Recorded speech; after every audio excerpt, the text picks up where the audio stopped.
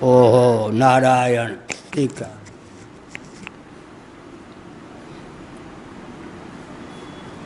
सामान्य और विशेष में श्रेष्ठता किसकी है?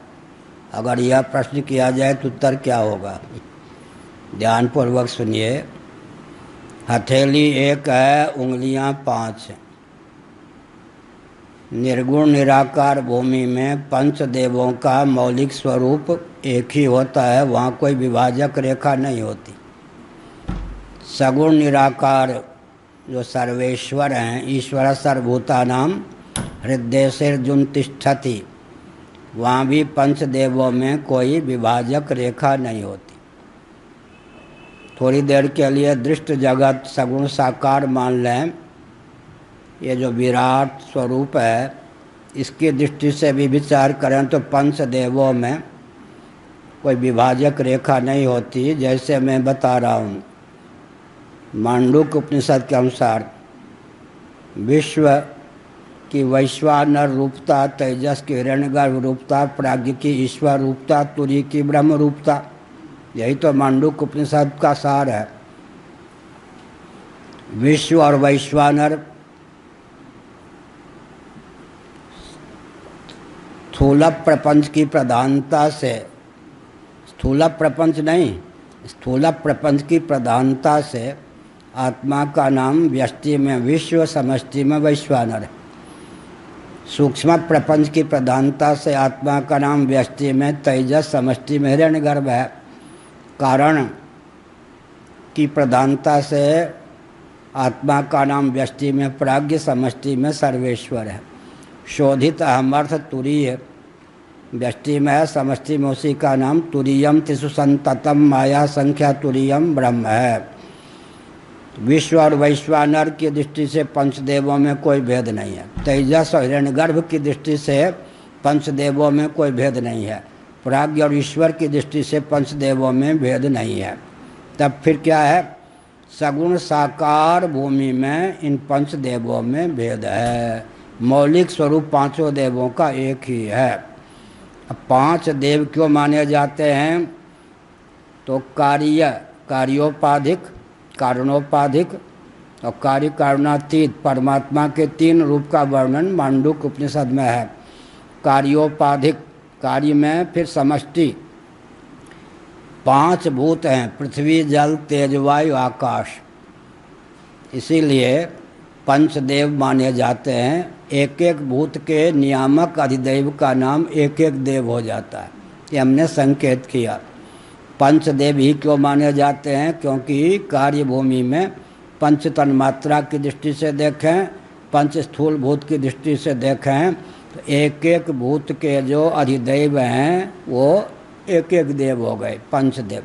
यहाँ भी उनमें कोई भेद नहीं है। आगे क्या हुआ? प्रश्न क्या था आपका? समझ गए। पंचदेवों में आस्थान्वित रहते हैं। ठीक। पंचदेवों को क्या मानते हैं? निर्गुण निराकार भूमि में एक, सगुण निराकार भूमि में एक, समष्टि सगुण साकार भूमि में भी एक हैं।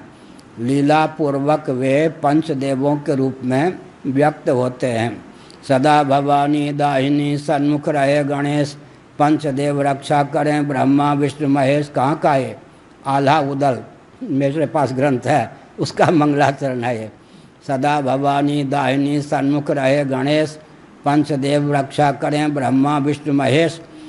सूर्य के स्थान पर ब्रह्मा, ब्रह्मा का नाम ही हिरण्यगर्भ है। हिरण्यगर्भ सूर्य को कहते हैं।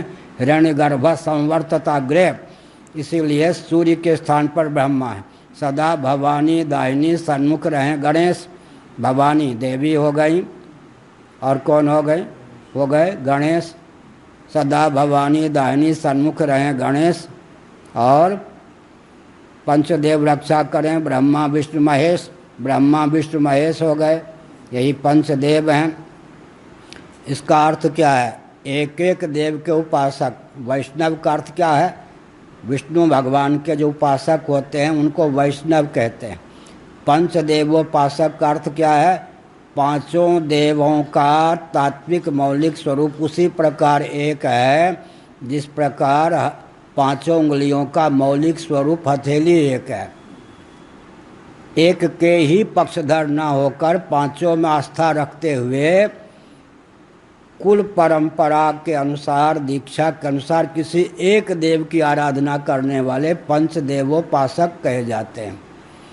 या पांचों देवताओं की उपासना करके भी जिनकी निष्ठा विचलित नहीं होती कि तत्वतः पांचों एक ही हैं, लेकिन ये जो 5 उंगलियों की हमने चर्चा की, ये कैसी, हमारी उंगली की तरह नहीं, कछुए की उंगली की तरह।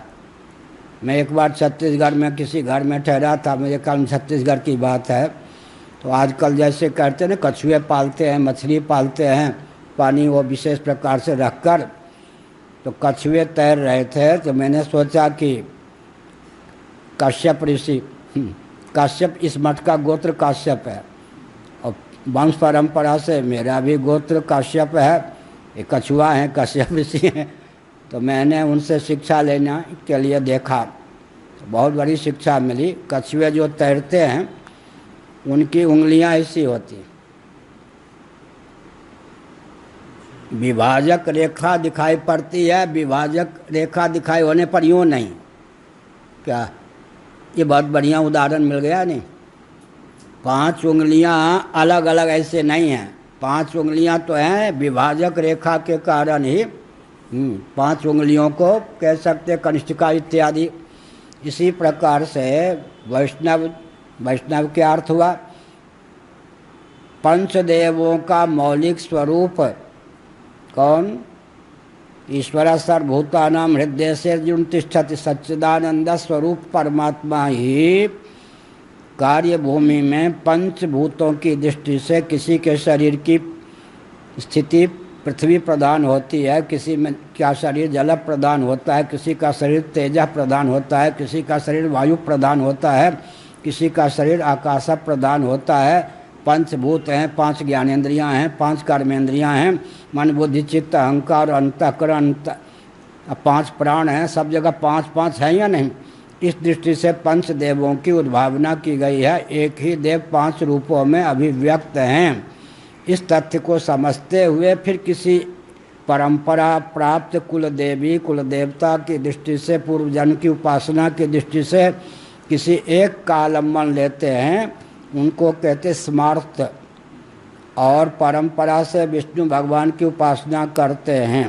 उपासना की प्रक्रिया क्या है, एक देव को इष्ट मानिए, शेष 4 देवों को इष्ट का परिकर मानिए या अपने इष्ट की अभिव्यक्ति मानिए। ऐसी जिनकी धारणा है वो हो गए स्मार्त। वैष्णव कौन हो गए, एक देवता का इतना पक्ष ले लिया कि 5 देवों को गौण कहने लग गए, वो नहीं, केवल विष्णु भगवान की ही आराधना की। शेष 4 देवताओं से विष्णु भगवान के एकत्व का भी बोध नहीं हुआ है, तब तक वो वैष्णव कहे जाते हैं। लेकिन विष्णु भगवान का आलम्बन लेते हुए शेष 4 देवों को अपने, तुलसीदास जी के अनुसार, मांगत तुलसीदास, बस एक मिनट और बोलो, मांगत तुलसीदास कर जोरे बसई राम से मानस मोरे। बहुत ऊंची बात है। भगवान राम के भक्त थे यानी तुलसीदास जी। विनय पत्रिका का प्रारंभ कहाँ से किया, गाइए गणपति जगवंदन, रामचरितमानस, वर्णानाम अर्थसंघानाम, गणपति या सरस्वती की वंदना से। ये स्मार्त हो गए ना। वैष्णव होते हुए भी उन्होंने जो परंपरा से मंगलाचरण में गणेश जी को लिया, सरस्वती जी को लिया, गाइए गणपति, लेकिन आगे क्या कहा, मांगत तुलसीदास कर जोरे बसई राम से मानस मोरे। उपलक्षण है, शेष जो 4 देव हैं उनकी आराधना इसलिए करते हैं कि मेरे इष्ट में उनकी कृपा से मेरी प्रीति प्रवृत्ति हो। ये स्मार्त हो गए। स्मार्त होते हुए वैष्णव, और वैष्णवता का इतना अभिनिवेश हो गया कि 4 को कुछ गिनने ही नहीं लगे, तो आजकल के वैष्णव हो गए। उसमें से आप तो क्या हैं वो जाने।